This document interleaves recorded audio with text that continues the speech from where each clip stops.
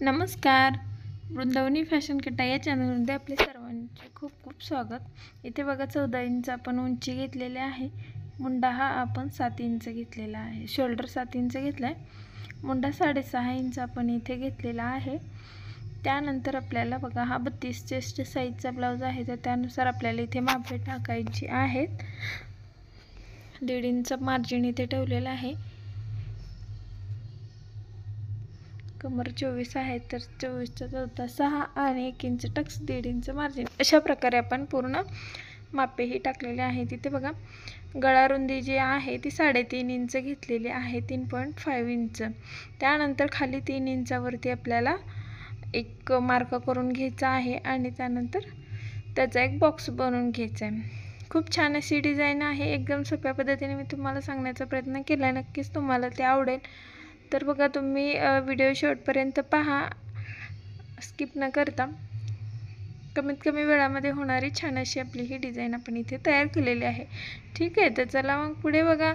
ते खालून जे आपल्याला खालची जी पट्टी कमरेची ठेवायची आहे, तर ती 3 इंचाची आपल्याला ठेवायची आहे.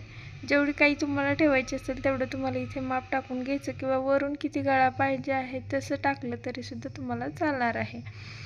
ठीक आहे, आता काय करायचं आपल्याला, वरी बघा मी 1.5 इंच घेतलेला आहे. वरती जे आहे 2 बॉक्सच्या मध्ये आपण ही डिझाईन बनवण्यासाठी ते बघा 1.5 इंचचं घेतलेला आहे तिथे. आणि त्यानंतर तिथून आपल्याला हा आकार देऊन घ्यायचा आहे गळ्याचा. विदाउट कॅनव्हास पेपर ही डिझाईन एकदम फिनिशिंग सहित कशी तयार केली हे तुम्हाला पाहायला मिळेल. तुम्ही व्हिडिओ शेवटपर्यंत पहा. बघा ही डिझाईन आपण आखून घेतलेली आहे. आता आपल्याला याची कटिंग करून घ्यायची आहे.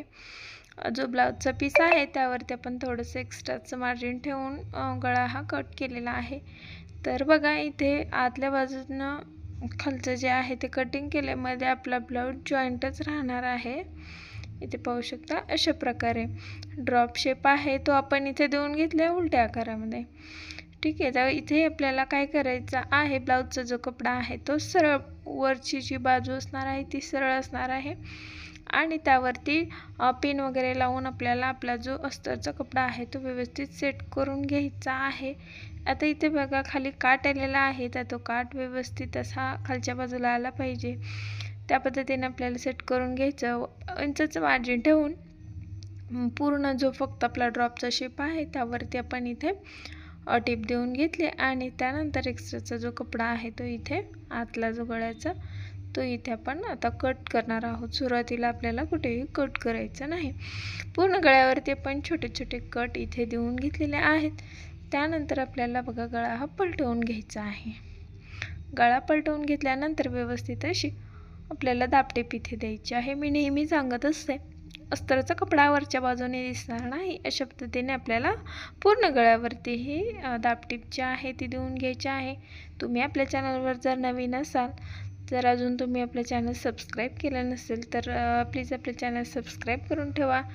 अशाच नवनवीन ज्या डिझाईन आहेत एकदम सोप्या पद्धतीने, जे नवीन शिकणारे असतात त्यांना तर खूपच उपयुक्त अशा टिप्ससहित आपण ही ज्या डिझाईन आहेत ते शिकवत आहे मी.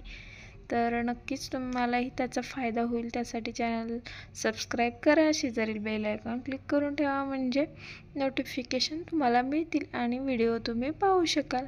आता बघा अस्तर आणि ब्लाऊज हे पूर्ण आपण जॉईन करून घेतले एकमेकांना आणि त्यानंतर एक्स्ट्राचा कपडासुद्धा कट करून घेतला. ही क्रॉसमध्ये पट्टी 1 इंचाची आपण घेतलेली आहे. वरचा जो गळा आहे त्या गळ्याला फिनिशिंग देण्यासाठी. इथे अस्तरची सुद्धा पट्टी तुम्ही इथे वापरू शकता, किंवा ब्लाऊजचं जर व्यवस्थित असेल. आता इथे कॉटन आहे, सो मी इथे कॉटन ब्लाऊजचंच आपण इथे वापरलेलं आहे. ठीक आहे, तर बघा गळ्याला आपण आतल्या बाजूने फोल्ड करून एक्स्ट्राचा कपडासुद्धा इथे कट करून घ्यायचा आहे. बघा एकदम सोप्या पद्धतीने एकदम फिनिशिंग सहित अशा प्रकारे हा गळा तयार होतो. आता आपल्याला पुढे काय करायचं आहे, जे आहे आपण पट्टी बनवली ती आतल्या बाजूने फोल्ड करून त्यावरती व्यवस्थित असं दाबटेप म्हणजे आपल्याला देऊन घ्यायचे आहे. इथे पाहिजे तर तुम्ही डबलसुद्धा देऊ शकता थोड्या अंतरावरती, म्हणजे अजूनच फिनिशिंग छान येईल.